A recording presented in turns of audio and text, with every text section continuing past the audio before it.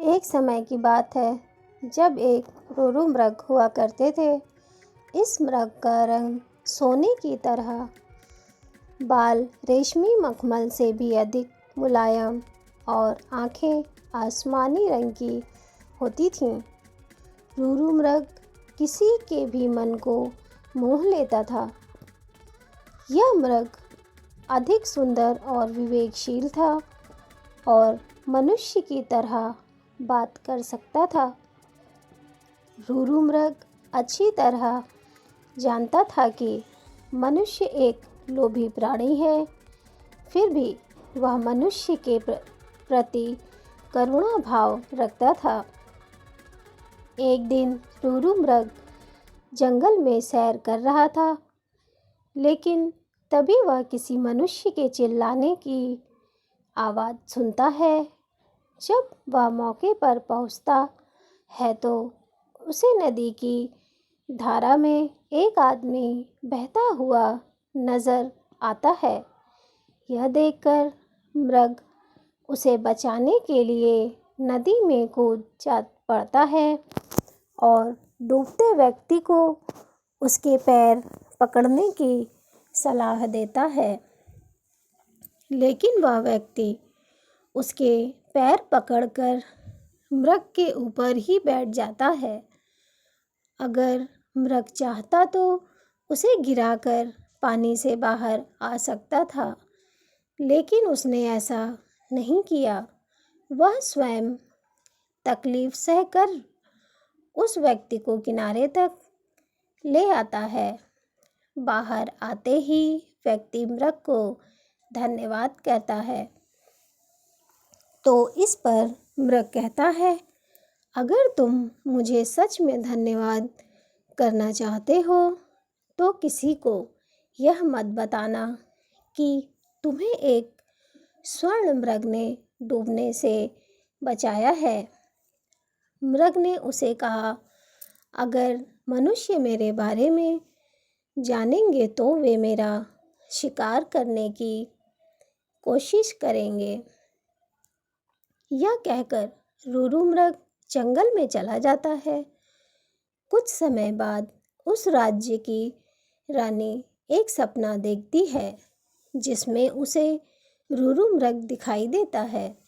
रोरू मृग की सुंदरता को देखने के बाद रानी उसे अपने पास रखने की लालसा करने लगती है।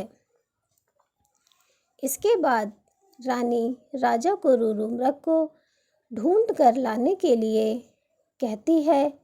राजा बिना देरी किए नगर में ढिंढोरा पिटवा देता है कि जो कोई भी रोरू मृग को ढूंढने में मदद करेगा उसे एक गांव में और 10 सुंदर युवतियां इनाम में दी जाएंगी। राजा की यह सूचना उस व्यक्ति तक भी पहुंचती है जिसे मृग ने बचाया था। वह व्यक्ति बिना समय गवाए राजा के दरबार में पहुंच जाता है और रोरू मृग के बारे में राजा को बताता है। सिपाही सहित वह व्यक्ति जंगल की ओर चल पड़ता है। जंगल में पहुंचने के बाद राजा के सिपाही मृग के निवास स्थान को चारों तरफ से घेर लेते हैं। जब राजा मृग को देखता है तो खुशी से फूले नहीं समाता, क्योंकि वह मृग बिल्कुल वैसा ही था जैसा रानी ने बताया था। मृग चारों ओर से सिपाही से घिरा हुआ था और राजा उस पर बाण साधे हुए था। लेकिन तभी मृग राजा से मनुष्य की भाषा में कहता है, हे राजन, तुम मुझे मार देना, लेकिन पहले मैं यह जानना चाहता हूँ कि तुम्हें मेरी जगह का रास्ता किसने बताया। इस पर राजा ने उस व्यक्ति की ओर इशारा किया जिसकी जान मृग ने बचाई थी। उस व्यक्ति को देखकर मृग कहता है, निकाल लो लकड़ी के कुंदे को पानी से, ना निकालना कभी एक अकृत्य इंसान को। जब राजा ने मृग से इन शब्दों का मतलब पूछा तो मृग ने बताया कि उसने इस व्यक्ति को डूबने से बचाया था। मृग की बातें सुनकर राजा के अंदर की इंसानियत जाग गई। उसे खुद पर शर्म आने लगी और क्रोध में उस व्यक्ति की ओर तीर का निशाना साध दिया। यह देखकर मृग ने राजा से उस व्यक्ति को न मारने की प्रार्थना की।